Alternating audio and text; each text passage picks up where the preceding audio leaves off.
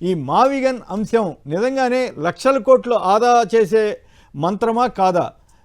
మంత్రం అయితే చంద్రబాబు గారు బుద్ధి లేని వ్యాఖ్యలు అనటం విజ్ఞతతో కూడిందా కాదా? మురళీ గారు. సార్, ఇప్పుడు రాజధాని చర్చ హాట్ గా ఉంది గత 2-3 రోజులుగా ఆంధ్ర రాష్ట్రంలో. దీని మీద మా పార్టీకి సంబంధించిన వైఖరిని నేను ముందు వివరిస్తాను. ఇప్పుడు వాస్తవంగా జగన్మోహన్ రెడ్డి గారు ఒక ప్రతిపాదన చేశారు. ఆ ప్రతిపాదన మంచిది అయిండొచ్చు, వాళ్ళకి నచ్చనంది కూడా అయిండొచ్చు. కానీ ఆ రకంగా బుద్ధి తక్కువ, తెలివి తక్కువ, లేదంటే ఇట్లాంటి భాష మాట్లాడకూడదు అనేదే ఏ ప్రభుత్వంలో అయినా, గత ప్రభుత్వంలో అయినా, ఈ ప్రభుత్వంలో అయినా, ముఖ్యమంత్రులైనా, మంత్రులైనా ఈ రకమైనటువంటి భాషను వినియోగించడం ఏమాత్రం సమంజసమైనటువంటిది కాదు. అందులో ముఖ్యమంత్రి స్థాయిలో బుద్ధి తక్కువ అంటే ఇట్లాంటి ఇక్కడ ప్రాబ్లం వస్తుంది మురళి గారు. మీరు అర్థం చేసుకోవాల్సిన పాయింట్ అంటే ఈయన లక్షల కోట్లు డబ్బులు ఖర్చు పెట్టద్దు, అప్పులు చేసి ఆ భారం అంతా రాష్ట్రం అంతా పడదు కాబట్టి ఇక్కడ పెట్టుకుంటే మీకు ఈ ఖర్చు తగ్గుద్దని చెప్తే వాళ్ళకి కోపం వస్తూ ఉంది.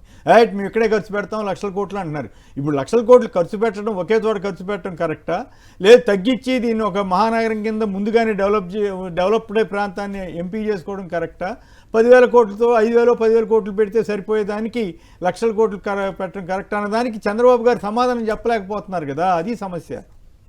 లేదు, ఇప్పుడు ఆన్సర్ చేయడం అనేది వేరు, బూతులు మాట్లాడటం అనేది వేరు. భూతేం కాదు, బుద్ధి లేని వ్యాఖ్యలు అంటాం, అది హేతుబద్ధమా విజ్ఞత కాదా అనేది పాయింట్. అండి విజ్ఞత కాదు, దాంట్లో ఏమాత్రం సందేహం లేదు. అందులో ముఖ్యమంత్రి స్థాయిలో ఈ రకమైనటువంటి చేయకూడదు. రెండవది, ఇటు జగన్మోహన్ రెడ్డి గారు చేస్తున్నటువంటి ప్రతిపాదనలు, ఆంధ్ర రాష్ట్ర ప్రభుత్వం చేస్తున్నటువంటి ఈ రోజు అమలు పరుస్తున్నటువంటి పద్ధతి, ఈ రెండింటికి మేము వ్యతిరేకంగా ఉన్నాం. మొట్టమొదట మీకు నేను వివరణ ఇచ్చే అంశం, ఇక్కడ 29 గ్రామాలకు సంబంధించినటువంటి 2015 సంవత్సరంలో సేకరించినటువంటి భూసేకరణ ఏదైతే ఉందో ఆ ప్రాంతానికి పరిమితమై రాజధానిని చూడాలి, దానికి చట్టబద్ధత కల్పించాలనేది మేము మొదటి నుంచి చెబుతూనే ఉన్నాము. మొన్న ప్రతిపాదన చేసే ముందర కూడా రాజధానికి సంబంధించి ఒక సమగ్రమైనటువంటి విధానాన్ని ప్రభుత్వం తీసుకోవాలి, ప్రకటించాలని చెప్పి ఈ రాష్ట్ర ప్రభుత్వానికి మేము లేఖ కూడా రాయడం జరిగింది.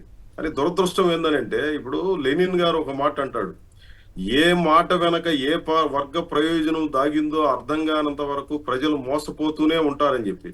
ఇప్పుడు ఇది అర్థమైనాక అదే అన్నట్టుగా అనిపిస్తుంది. ఇప్పుడు మేమనేది ఏమంటే రాజధాని వేరు, అభివృద్ధి వేరు. రాజధాని అనేది 1,00,000 ఎకరాల్లోనో 2 లక్షల ఎకరాల్లోనో, లేదంటే హైదరాబాదును తలపించి సింగపూర్ను తలపించి రాజధానులు నిర్మాణం చేస్తాం, అది ఒక అర్థం లేనటువంటిది. ఈ రకమైనటువంటి చర్చను మానుకోండి అని చెప్పి మొదటి నుంచి మేము చెప్తున్నాం. కానీ దురదృష్టం ఏంటంటే, మొదటి దశలో సమీకరణ, రెండవ దశలో సమీకరణకు, ఇప్పుడు మూడవ దశలో సమీకరణకి మేము 1,00,000 ఎకరాలకు వెళ్తాము, 1,50,000 ఎకరాలకు వెళ్తాము అన్నటువంటిది చేస్తున్నారు. ఇది ఒక అడ్డగోలు డబ్బులు ఖర్చు పెట్టడం, విచ్చలవిడిగా సంపదని దుర్వినియోగం చేయడం. రెండవది, ప్రజలకు మేలు కంటే కూడా వేరే వ్యక్తులకి, శక్తులకి, సంస్థలకి, కార్పొరేట్లకి ప్రయోజనం చేకూర్చేటువంటి పద్ధతి తప్ప ప్రజలకు మేలేందనేది మేము ఇక్కడ మొదటిది ప్రశ్న. ఇక్కడ అమరావతికి చట్టబద్ధత కల్పించడం అనే దాన్ని మేము సమర్థించాం, హర్షం కూడా తెలియజేశాం. ఇది ఎక్కడికి ఉండాలి? 29 గ్రామాల పరిధిలో 217 చదరపు కిలోమీటర్ల ఏరియాలో అసెంబ్లీ గాని, సచివాలయం గాని, అడ్మినిస్ట్రేటివ్ బ్లాక్స్ గాని, లేదా ఉద్యోగులకి, అధికారులకు అవసరమైనటువంటి క్వార్టర్ల నిర్మాణం గాని, ఇతరత్ర ఇవన్నీ కూడా ఆ రకంగా ఒక ప్రాంతానికి పరిమితమై దాన్ని అభివృద్ధి చేయడం అనేది తేలికైనటువంటి పని, వేగంగా పూర్తయ్యేటువంటి పని. ఇది ఒక రాజధాని నిర్మాణం అని అంటే అదేదో ఒక దీర్ఘకాలి 12 ఏళ్ళు అయింది ఇప్పుడు అధికారంలోకి వచ్చి. 2014 సంవత్సరంలో చంద్రబాబు నాయుడు గారు అధికారంలోకి వచ్చిన తర్వాత 12 ఏళ్ల నాటికి కూడా ఇదేదో మొదట దశలో ఆయన అధికారంలో ఉండేటప్పుడు అప్పుడే చట్టబద్ధత కోసం ఎందుకు ప్రయత్నం చేయాలా?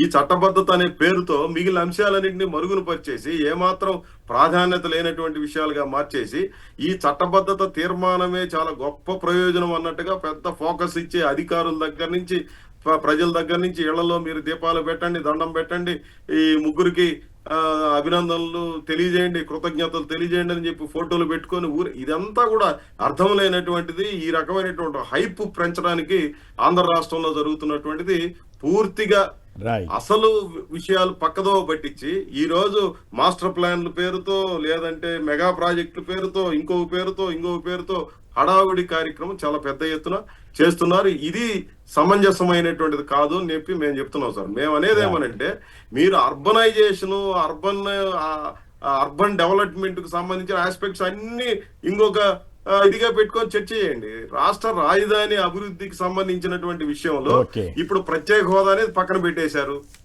విశాఖ స్టీల్ ప్లాంట్ పక్కకు పోయింది, పోలవరం, ఇవన్నీ నిన్న తీర్మానంలో పెట్టేది. ఎందుకు ఒక్కరు కూడా ప్రత్యేక హోదా గురించి మాట్లాడలేకపోయారు? దేశంలో ఎవరో శివసేన వాళ్ళు ఈ ప్రత్యేక హోదా గురించి మాట్లాడాలన్నా? ఈ రోజు వెనుకబడిన ప్రాంతాల గురించి వైసీపీ వాళ్ళు కూడా మాట్లాడారండి. అదే నేను మాట్లాడినటువంటి వాళ్ళ గురించి కాదు నేను చెప్పేది. ఎవరు ఈ తీర్మానాన్ని ప్రతిపాదన చేసి ప్రభుత్వం తరఫున అసెంబ్లీలో తీర్మానం చేసేటప్పుడే ఇవన్నీ యాడ్ చేయాలి కదా. వెనుకబడిన ప్రాంతాల అభివృద్ధి మీకు లేదు, పోలవరం కనపట్లేదు కదా ప్రస్తుతం.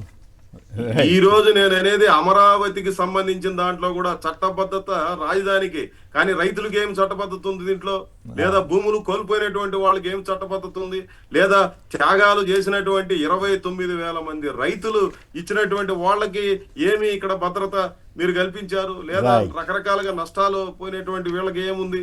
కాబట్టి ఈ విషయాలన్నీ చర్చకు లేకుండా ఏదో అక్కడ ఒక దాని మీద కూడా చర్చ జరిగింది. ఇప్పుడు మీరు తీర్మానం చేశారు, రేపు మళ్ళా దీనికి వ్యతిరేకంగా ఇదే రకమైనటువంటి పద్ధతిలో చేయడానికి వీల్లేదు, అట్లాంటిది ఏమీ లేదన్నట్టుగా మాట్లాడుతూ ఉన్నారు. రేపు అట్లాంటిది జరగదని ఏమన్నా గ్యారంటీ ఉంటుందా అని చెప్పినటువంటి చర్చ కూడా ఉంది. ఇవి అన్ని ఆస్పెక్ట్స్ చూడాల్సినటువంటి అవసరం ఉంది. రాజధాని పేరుతో ఈ హడావుడి కంటే కూడా అది పరిమితమైనటువంటి పద్ధతిలో చూడడం మంచిదనేది మా పార్టీ వైఖరి సార్. రైట్, ఒకసారి ఒక చిన్న వీడియో చూసిన తర్వాత మళ్ళీ చర్చలోకి వెళ్దాం. ముఖ్యమంత్రి అయిన చంద్రబాబు నాయుడు గారు ఇలా ఒక ప్రాంతంలోనే కూర్చుంటే వైబ్రేషన్ వస్తుందని ఎలా చెప్తున్నారు? అంటే మిగిలిన ప్రాంతాలన్నీ శక్తిహీనమైన ప్రాంతాలుగా చంద్రబాబు నాయుడు గారు చెప్పదలుచుకున్నారా? ఒక ముఖ్యమంత్రిగా ఇలాంటి పదజాలం వాడవచ్చా? అమరావతి అన్నది కేవలం రాజధాని మాత్రమే కాదు, ఆంధ్రుల ఆత్మగౌరవం అని కూడా చంద్రబాబు నాయుడు గారు చెప్తున్నారు. తెలుగుదేశం పార్టీకి ఇది ఒక బాగా అలవాటు. ఏదైనా సరే తెలుగువారి ఆత్మగౌరవానికి లింక్ చేస్తూ ఉంటారు. అమరావతి తెలుగువారి ఆత్మగౌరవం అంటున్న చంద్రబాబు నాయుడు గారు అక్కడ ఏ సామాన్యుడైనా సరే ఒక సెంటు స్థలం కొని ఇల్లు కట్టుకునే పరిస్థితుల్లో అమరావతి ఉంటుందా? అమరావతి సామాన్యులకు అందుబాటులో ఉంటుందని గ్యారంటీ ఇవ్వగలుగుతారా? అమరావతి పైన చంద్రబాబు నాయుడు గారు చేస్తున్న వ్యాఖ్యలు ఒక రాష్ట్ర ముఖ్యమంత్రి చేస్తున్నట్టుగా లేదు. ఒక రియల్ ఎస్టేట్ సంస్థ ఎక్కడైనా ఒక వెంచర్ వేసి దాన్ని ప్రమోట్ చేసుకోవడానికి ఆ ప్రాంతానికి లేనిపోయిన అనుకూలతలన్నీ ఆపాదిస్తూ ప్రమోషన్ చేసుకున్నట్టుగా ఉంది చంద్రబాబు నాయుడు గారి వైఖరి. చంద్రబాబు నాయుడు గారు అమరావతిని ఎవరు కదిలించలేరు, శక్తివంతంగా మార్చామని చెప్తూ ఉన్నారు.